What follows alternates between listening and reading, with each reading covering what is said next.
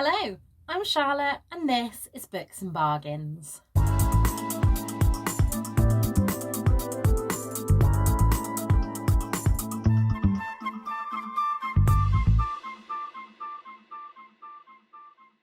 Welcome back to my channel. It has been a hot minute since I was last here and something doesn't feel right in my setup. My phone seems to have zoomed in and won't let me zoom back out. The lighting is weird, but we're just going to roll with it. So this is my first video back after a little bit of a hiatus. Thank you so much for all your support and for sticking around, and thank you to all the people that have messaged me and checked in. It's been really, really nice. Who said that internet friends aren't real friends? It is actually mid-April by the time that I'm recording this. However, I thought I'd be doing a real disservice to some of the books that I loved in March if I didn't mention them in a video. So I thought that I would do my March wrap up. In March, I managed to read 16 books, which took my NetGalley percentage up to 52%. I will put on the screen how much that is, but I think maybe 4 or 5%. So not brilliant, but at least it didn't go down.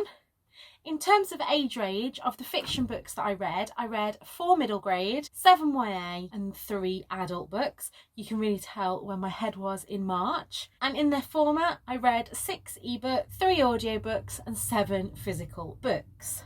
My average rating for March was 4.07, which I think is the highest that it's been this year. And yeah, I read some really brilliant books. So without further ado, let's just jump in. As always, I'm going to go from the bottom to the top, and I will leave timestamps below if you just want to skip to like my 5-star reads. That is your prerogative. So firstly, I'm going to start with 2 books that I didn't rate this month, and I will tell you why. And that first of these is The Dare Game by Jacqueline Wilson. This is the second in the Tracy Beaker trilogy. I think it might actually be 4 books now. I'm just rereading Jacqueline Wilson's this year, and I've decided not to rate them because there are a few things in it that I find problematic, that the books are very of their time, and yeah, I'm reading them with a bit of a nostalgia factor, but I wouldn't necessarily pick them up for a young person today. I'd go with Jacqueline Wilson's later books, so I haven't rated that one. And also on the same vein, I read Girls in Love by Jacqueline Wilson. And I picked this up as my prompt for the Femathon. It was a platonic relationship. So I picked that one up and I read both of those really quickly. I don't have any 1 or 2 stars this month, which is brilliant. I think that I'm really coming into my own with my reading taste. I'm picking up books that I know that I'm going to like. In March, where my head was at, I didn't want to pick up anything too heavy and I didn't want to pick up anything that was pushing me out of my comfort zone. So I read quite sweet books, I think. So anyway, the first of the 3 stars is The Littlest Library by Poppy Alexander, and this was sent to me via NetGalley. This book got a 3-star rather than a 4-star because some of the things kind of weren't wrapped up, and I felt like some of the plot lines that were there in the beginning almost got forgotten about and then like jumped back in at the end. It's the first Poppy Alexander book that I have read, and I would read more from the author. Like I say, for me 3-star isn't a bad rating. 3-star generally means that I enjoyed something, but it's not one that I am raving about, and it's not one that sticks with me. So it's either something that's quite a nice read but doesn't stay with me afterwards. Main character in this, whose name I have forgot, I am terrible at remembering characters' names, moves to a small village and inherits this phone box which she turns into her little library. And like I say, it's a romance kind of, but it's more about community spirit, and it was just what I needed this month. The next book that I read, also via NetGalley, was Dance by Vanessa Jones, and this is the second in what I think is going to be a trilogy. The first book I read last year, which was Sing Like No One's Listening, and this book I really loved in the way that it gave me drama school vibes. It is about our main character who's at a drama school in London. I can't really tell you too much about it because it is a sequel, but in the first book she thinks that she's been let in because of who her mum was rather than her own merits, and she has to kind of find her voice to stay at this school. In the second one, again, I think there were lots of plot points brought in at the beginning that could have been really well done and were just kind of brushed under the carpet. There were mentions of kind of eating disorders and body image issues, and I really think the author missed a trick not going further with those and not exploring them further. However, one thing that I did like, they are putting on there, I'm really sorry if you can hear Bert meowing at the door, he's not coming in because he will destroy the place. Anyway, as the drama geek myself, I really loved all the kind of technical descriptors and how things were going along with sort of just working through rehearsals, and I've said before I can really relate to things like that. I was a bit let down by the ending, but again, I don't want to give any spoilers, so that one got a 3-star. And the last one that got a 3-star from me is Tangleweed and Brine by Deirdre Sullivan. I read this for the Irish Readathon, and I kind of think that I just didn't get it. I could tell that it's a really good book, and it is one that I want to read again. However, it's a lot of short stories about fairy tales, and there's a lot of body horror and kind of a feminist retake on a lot of them, and a lot of the stuff was in second person, which I really just don't get on with. But Buddy read this with Victoria, and we both felt that it started off quite weak and got stronger as you went through it. Like I say, I didn't really know what was going on, but I think I enjoyed myself, so that gets a 3-star because yeah, it's quite middle of the road for me, but I do think it's one that if I read again when I was in a better headspace, might pick up more from it. And we are now moving on to my 4 stars. This is the biggest section of the video. The first one of these was Unboxed by Non-Pratt. Now, this is the first Non-Pratt that I have read, and I think I will read more from them. I don't really know what to say about it other than it is a very short book. I picked this up as the LGBTQ plus for the Femathon Readathon, and I think it really speaks to Non-Pratt's talent that in such a short book where not a lot actually happens, there was just so much. Like, I really felt for these characters. They really stood out. They were very 3-dimensional, and I still think about them when the book is finished, which to me is a really good sign of character development. I just want to read you the back of this one. I hate reading out blurbs, but it's intriguing and I don't want to spoil anything because, like I say, it's such a short book that if really I give you any of the plot points, that will be a spoiler. So it said, I never really believed it would come to this. Death was something that happened in other people's stories, not mine, not Millie's.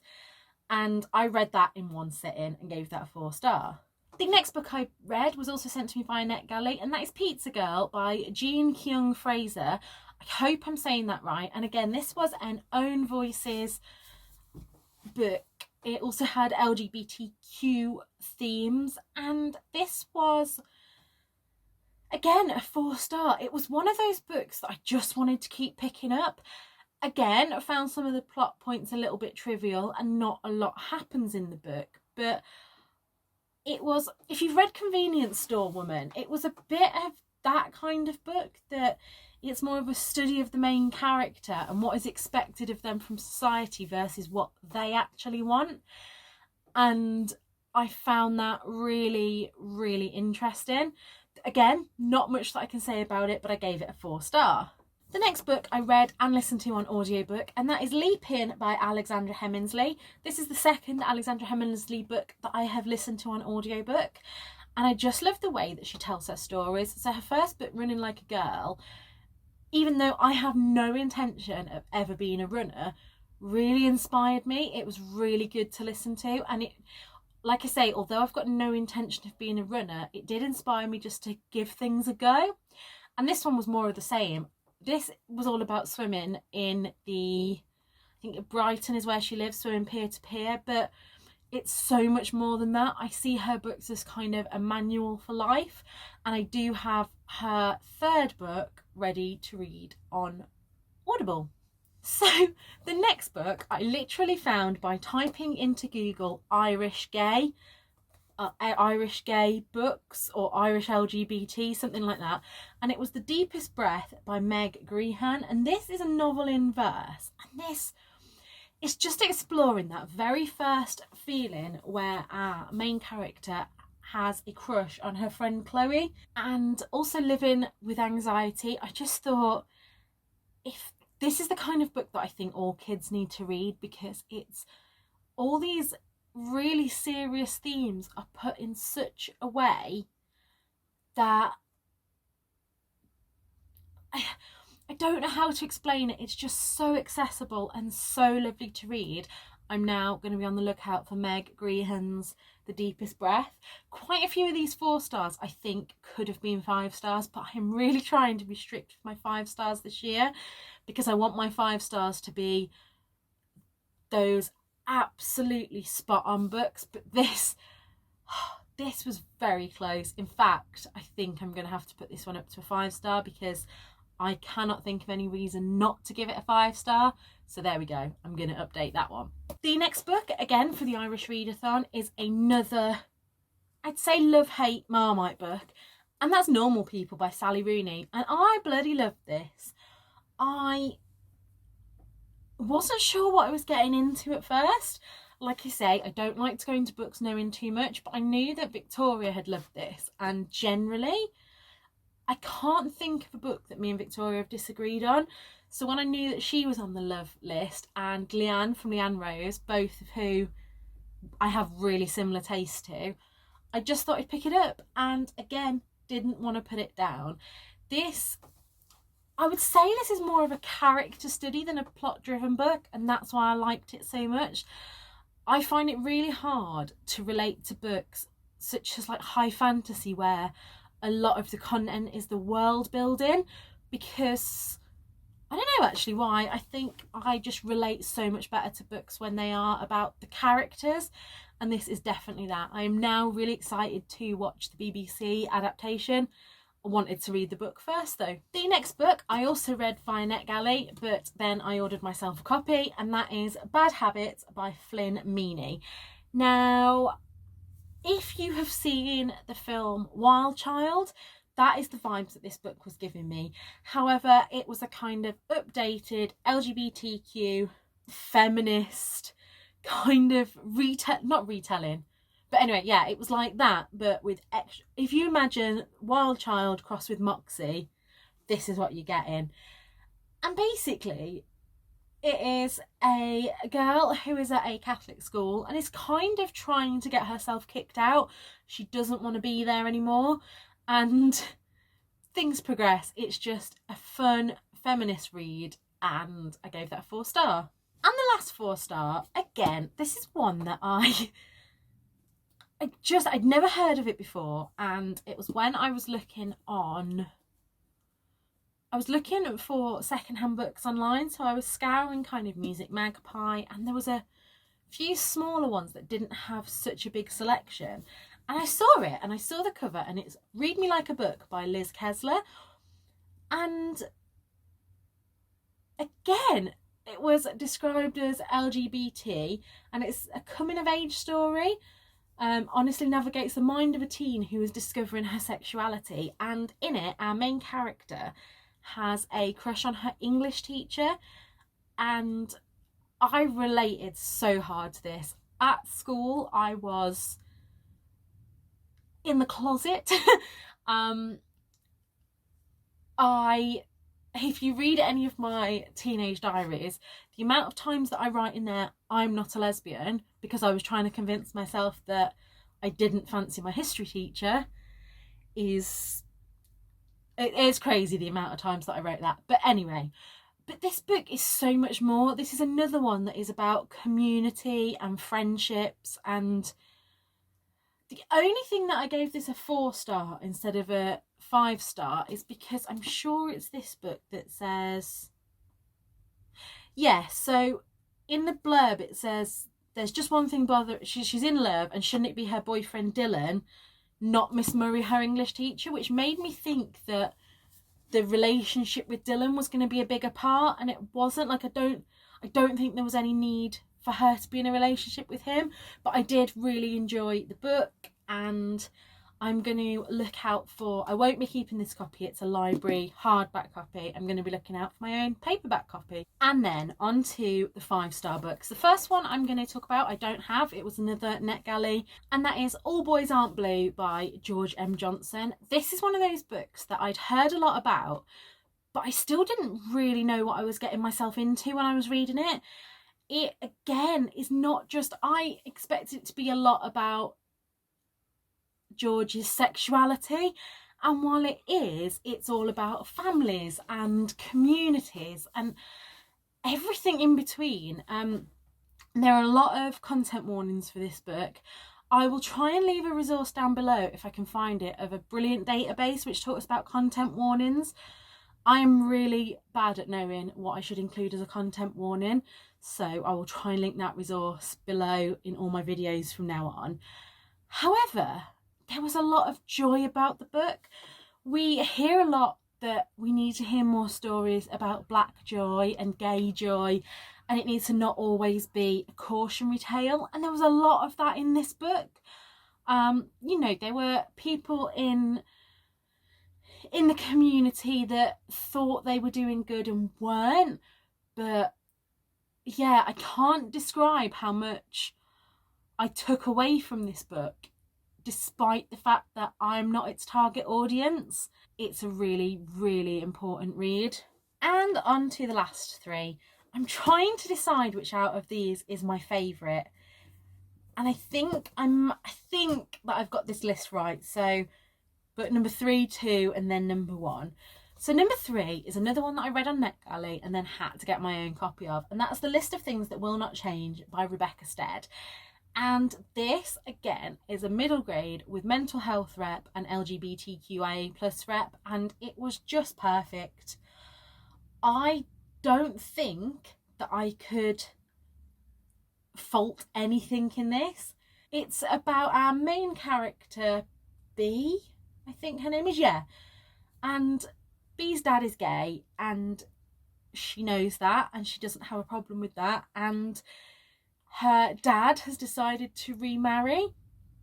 She loves her dad's partner, but B has to learn that not everybody will feel the same way that she does, and she finds that really difficult at first. This also has kind of anxiety rep, and also, if I remember rightly, B has eczema, and this is the first time I've ever heard eczema talked about in a book, and really practical stuff as well. Again, it's only a short read, but it was, I mean, it was beautiful. It was, for such a simple story, there is so much packed into this, and I would definitely recommend that. The next one is one that I had been meaning to get my hands on for a while, and when I saw it was the group book for the Irish Readathon, I had to have it. I ordered this from Gaze the Word in London because I'm trying to support more independent shops, and I thought that this would be great. This is The Henna Wars by Adiba Jagadar, and I hope I've said that right. And this is the first book that I've read as an Own Voices Bengali book. So Nishat's parents have said that she can be anything she wants to be, but when she comes out to them as a lesbian, they're not happy as it doesn't fit with their culture. And this book is a real kind of discovery of coming to terms with who you are and how that fits with your culture. It is a really good story about cultural appropriation, and it really makes you think. It's just, I loved it. I loved especially the relationship between Nisha and her sister. And yeah, it was just so good. Again, read it pretty much all in one, didn't want to put it down, and I've already pre-ordered Honey and Issues Guide to Fake Dating. And then the author is also writing, let me get this right, I think there's one book that's set on the Titanic and one book that's a body positive book based on the Great British Bake Off. So I think that it will be insta buy author status from now on, and I just want all the books now. I don't want to have to wait. And the last one, I've been sleeping on this book because this has been all over BookTube, and Emma from Emma's Novella had raved about this book, and I finally got round to picking it up. I was sent it off my Amazon wishlist as part of the birthday book club, and that is Elle McNichol's A Kind of Spark, and this was perfect. This is an own voices autism rep story, and yet it's so much more. We see friendships, we see how cruel kids can be, we see how discriminatory teachers can be, and I don't think there's anybody that wouldn't enjoy this. Like, if you did not enjoy this, please let me know, because I just don't know how anyone could not enjoy this. So that has to be my top book of March. So there you have it. They are all the books that I read in March. Like I say, it's about halfway through April when you're seeing this, and I have already read 2 5-stars this month, but that has meant that I'm in a bit of a reading slump because just nothing else will live up to them. So if you enjoyed this video, please like and subscribe below. I will be back on Sunday with a weekly vlog. Like I said at the beginning, thank you for sticking around, and if you ever need to chat to me, my DMs are always open on Instagram. That is where I will tell you what's going on in my life more on a day-to-day basis. And until next time, look after yourselves. Bye!